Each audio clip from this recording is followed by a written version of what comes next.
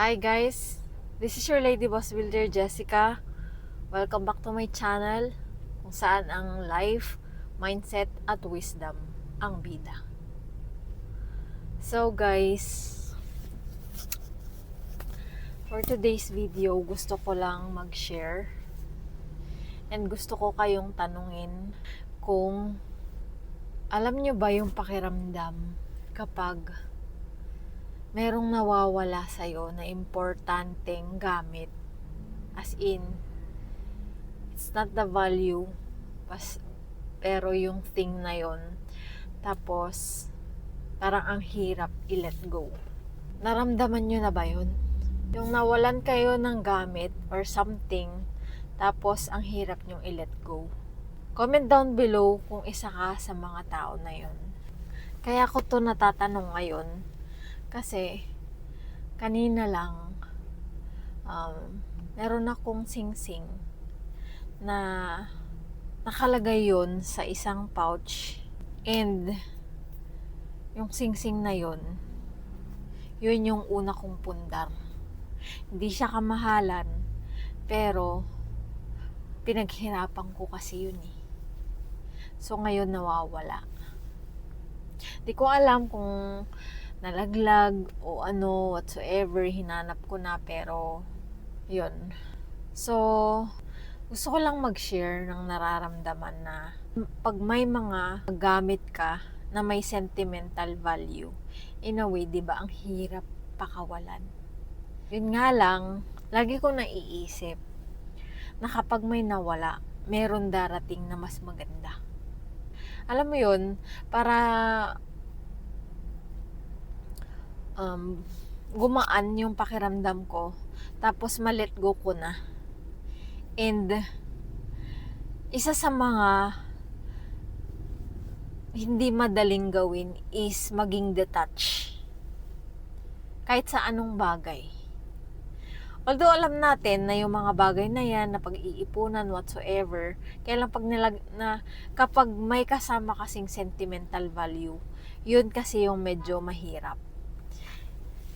Pero kailangan natin tandaan na dito sa mundo, may mga bagay talaga na hindi natin control, nawawala. Kumbaga naka-align para mawala sa buhay natin. Hindi lang mga gamit, pati mga tao. So, kailangan natin matutunan kung paano maging detached. So, anong ginagawa ko? Anong paraan ang ginagawa ko para makapag-let go o makapag-move on na kapag may mga bagay na nawawala sa buhay ko? Number 1, ang una kong iniisip, yun yung sign sa akin ng universe na merong darating na malaki at maganda. Kasi ilang beses ko nang natry yun eh.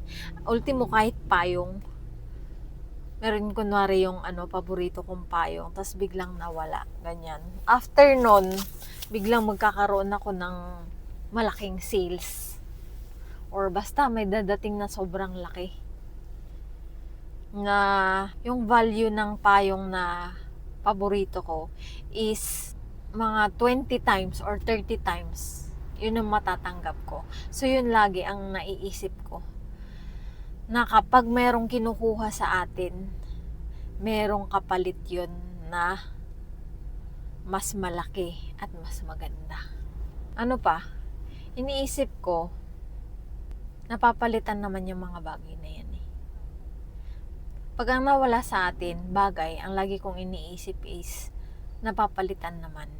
Bukod sa napapalitan, napag-iipunan. Isipin mo na lang, di ba mas magiging masaya ka kapag yung nawala sa'yo is 20 times yung value ng darating compared doon sa nawala? Di ba? Mas masaya yun. So yun na lang yung lagi kong iniisip. Iniisip ko din na ito yung training ground ko para matuto pa. Para matuto pa na maging detached and mag-let go ng mga bagay-bagay na hindi ko naman nakokontrol. I mean, kaya nating ingatan, oo. Pero may mga times talaga na naka-align para mawala sa'yo yung isang bagay at mapunta sa isang tao na talagang kailangan niya yung bagay na yun.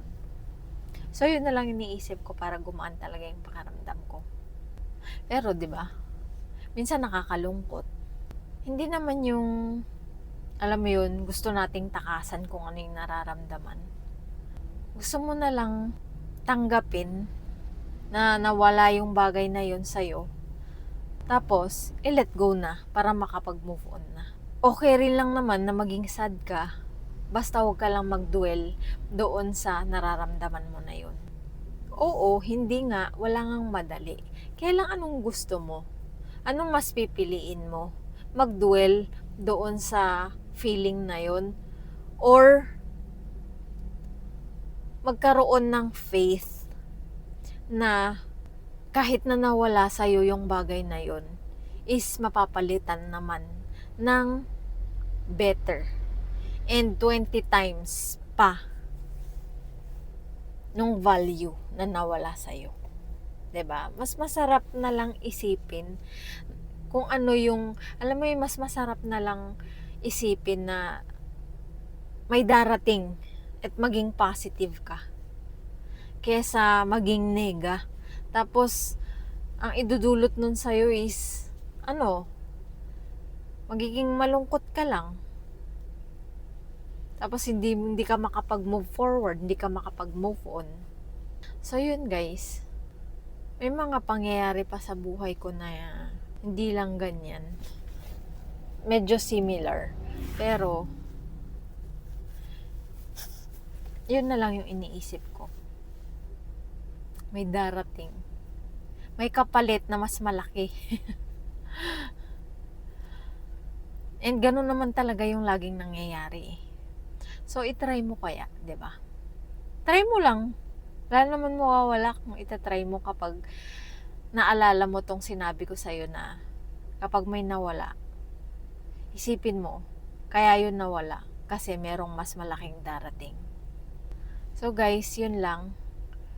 Gusto ko lang din mag-share at saka nag-e-enjoy ako kapag ginagawa ko to. Nag-share ako sa inyo. And hindi ko man alam kung sino yung nanonood. Pero alam ko na naka-align yung mga bawat pangyayari sa buhay natin. And kung sino man yung manonood nito, naka-align din para mapanood ninyo. So yun guys, kung nakapagbigay ulit value itong video na to sa inyo, please don't forget to like, share, and subscribe. And click the notification bell button para lagi kayong updated sa video ko and sa mga uploads ko. I'll see you guys on my next video. Thank you for watching.